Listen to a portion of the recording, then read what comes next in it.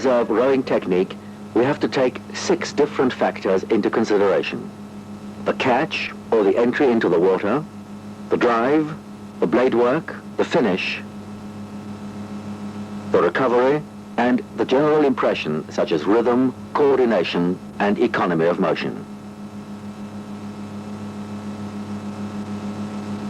With Peter Michael Kolbe, we can look at the long reach of his arms and shoulders into the catch, reaching far over the feet. Second, the timing of the entry. We observe the precise entry of the blades into the water.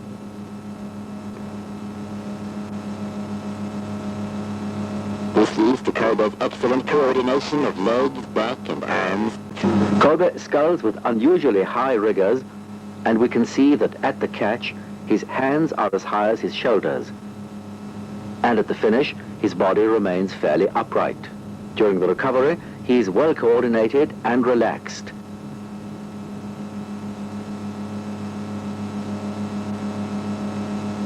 The whole cycle reflects continuous flowing and rhythmic motion. All these factors are common to good sculling technique.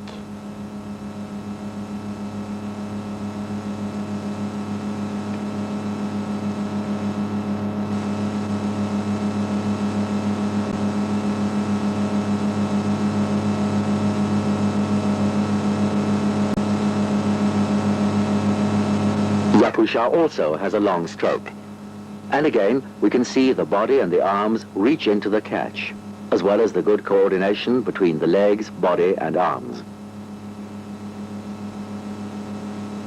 Yakusha's rigors are not quite as high as Kolbe's, and at the finish, he sits back further.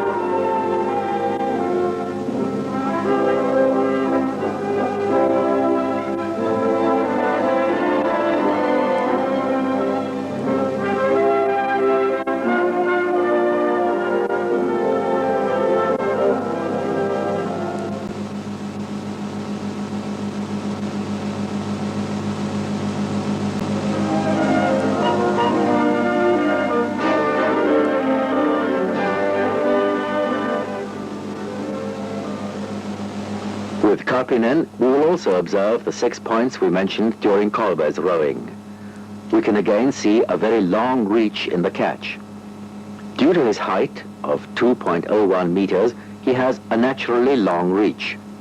He has a direct entry into the water, and during the drive, he is well coordinated between legs, body, and arms.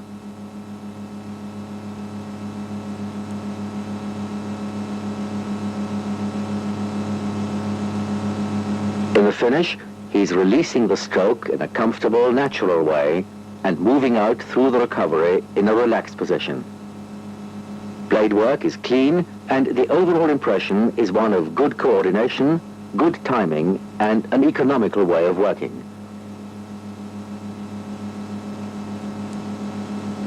Karppinen's rigors are not as high as Kolbe's, but we still have a relatively direct line between the hands and the shoulders during the drive.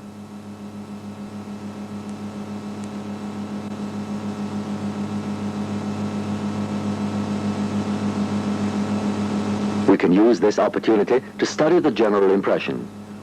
We can see, even in a race with the maximum output of energy, Karppinen still remains relaxed during the recovery phase. There is no extra movement into the catch.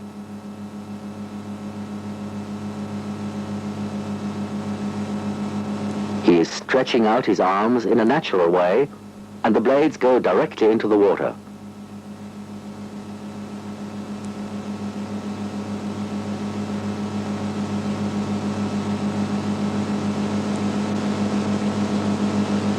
Look at the leg drive.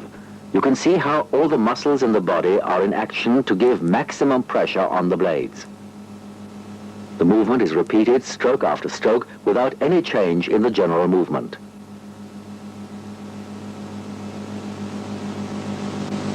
It looks simple, and good rowing or sculling technique is a combination of simple movements which must be repeated in the most economical way.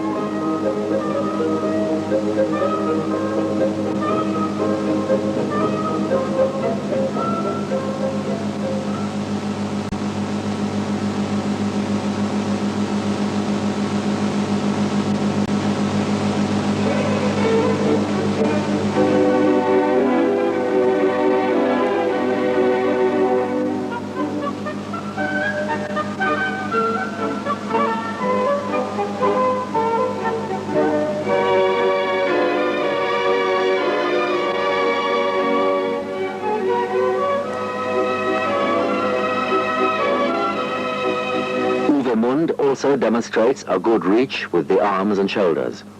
He's a little more compressed in the catch position than the other scullers because he has the seat closer to his heels. However, he has precise blade work, and the blades are kept close to the water surface. His hands finish at the same height at the entry and at the release.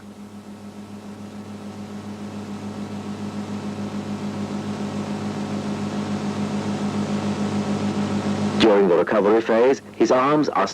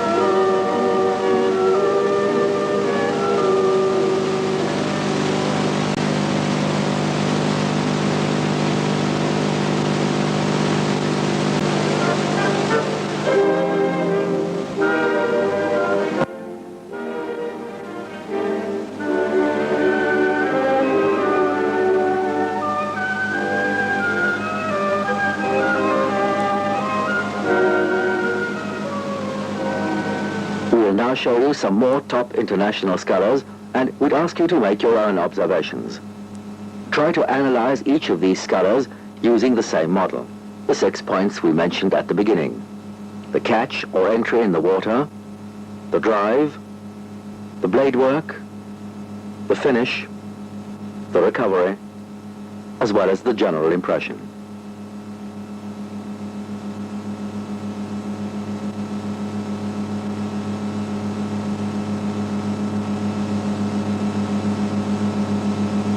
See how they work in harmony, in rhythm, as well as in economy. Make your own analysis and reach your own conclusions.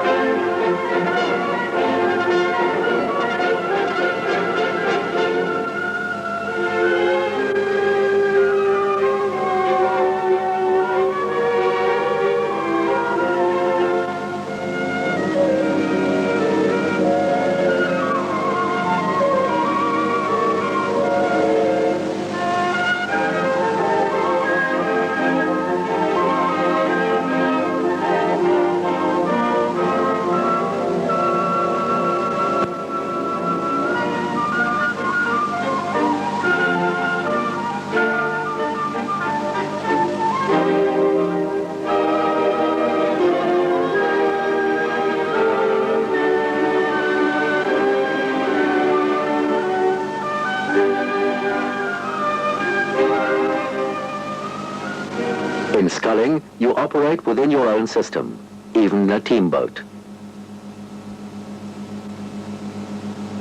As long as you are coordinated in the catch, there is acceleration through the drive phase and agreement in the general movement.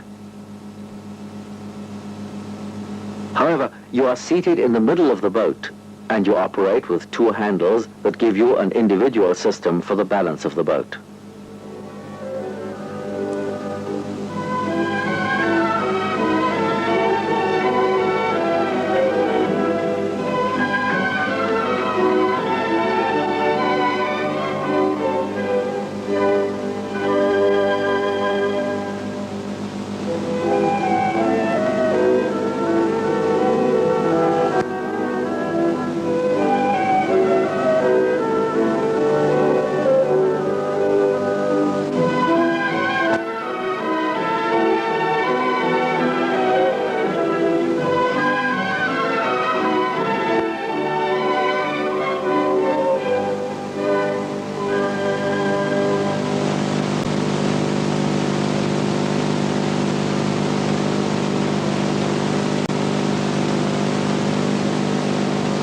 This section covers sweep rowing, and we will start this section by showing you the Spanish pair racing in Lucerne in 1985.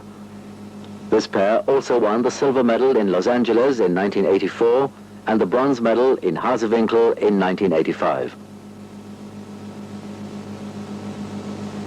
The bowman, Fernando Clements, is a former lightweight oarsman, and his weight in competition, even now, is only 77 kilograms. We want to show you this so that you can see that you can still be an Olympic athlete even if your body weight is low and your size quite normal. However, you do need a high level of technique and good motivation.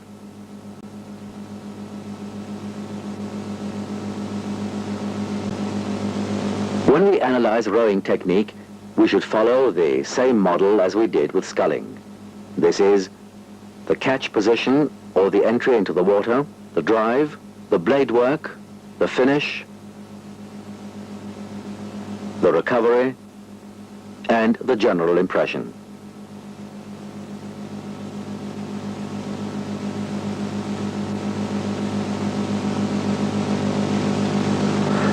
In sweep rowing, because you only have one oar, you are reaching far out of the boat's center line in the catch position.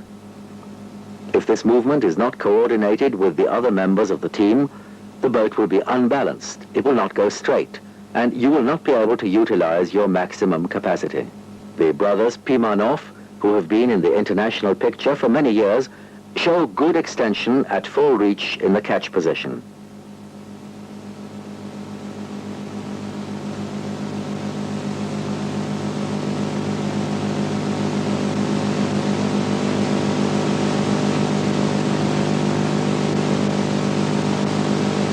There is also good timing between the blade and the seat. During the drive, they show good coordination between legs, back, and arms. In recovery, they are relaxed, and there is a good cooperation between the two rowers.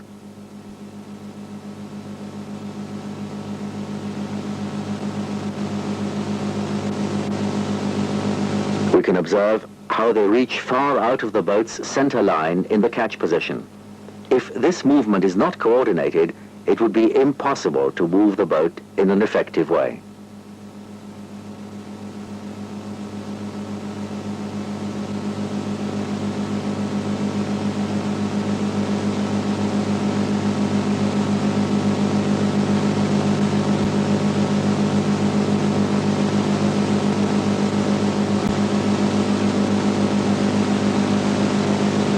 This is the Italian coxless pair competing at Lucerne. They are also two former lightweight oarsmen who compete in heavyweight with good success. We can see how they really utilize the maximum of their length in each stroke.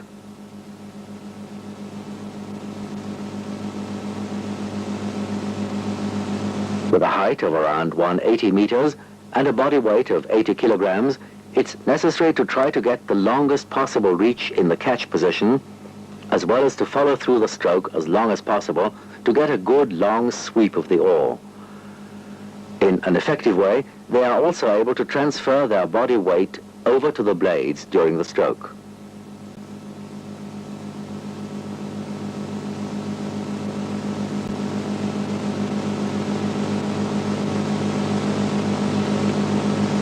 If we compare the GDR crew with the Italians, we will see a slight difference in the body movements, because here we are looking at taller people with more body weight.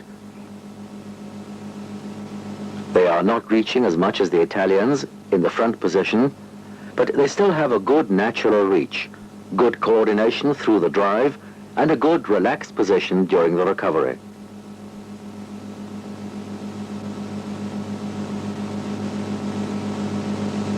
We will again observe the slight bend in the inner arm during the catch position, which is quite natural for sweep rowing.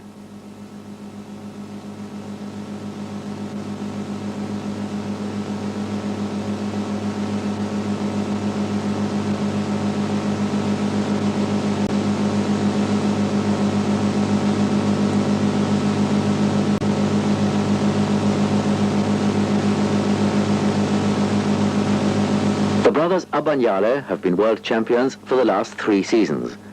They are quite average in height, around 184 to 185 meters, and they try to use the complete body length in the reach to be as long as possible.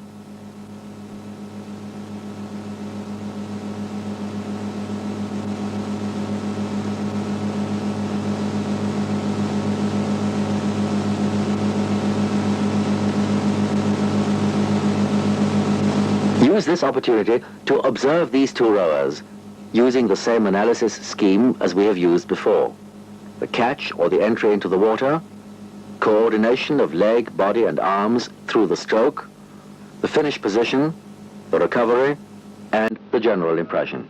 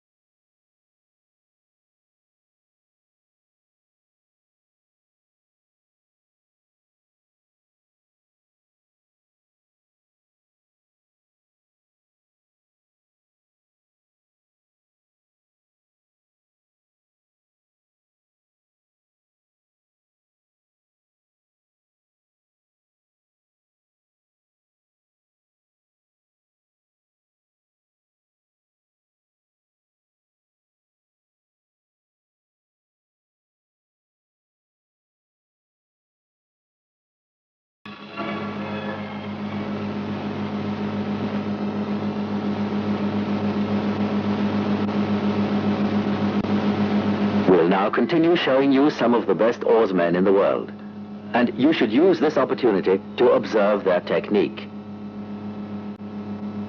You'll also find slight differences between them, as we saw with the scullers, but they also have the main movement in common. Follow the 6 points we used before and make your own analysis.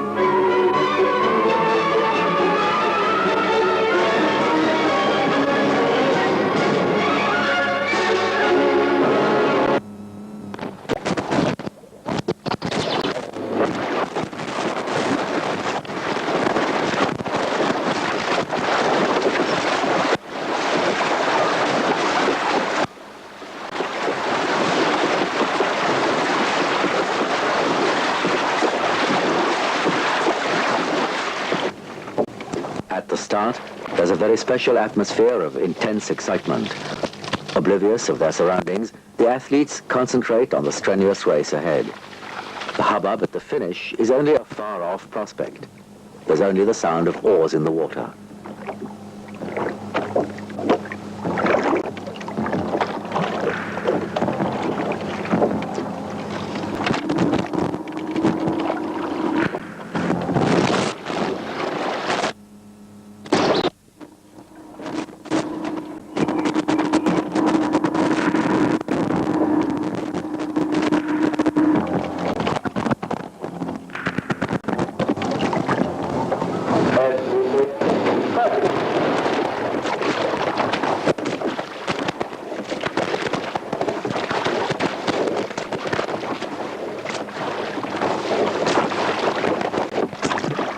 Nearly everyone has his or her own special ritual just before the start.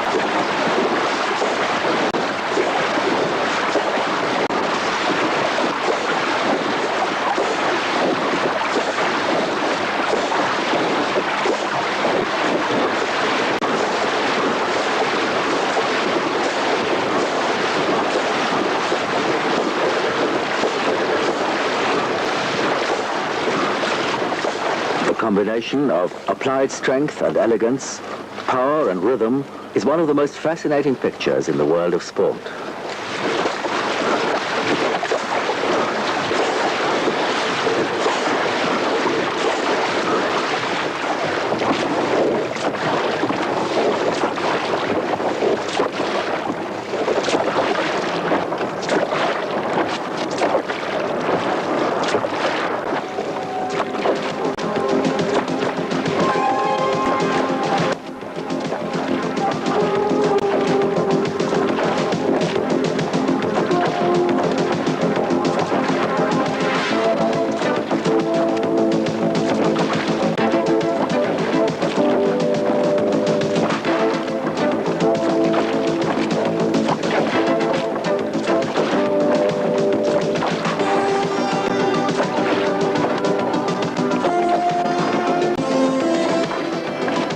Almost no other sport makes such tough physical and mental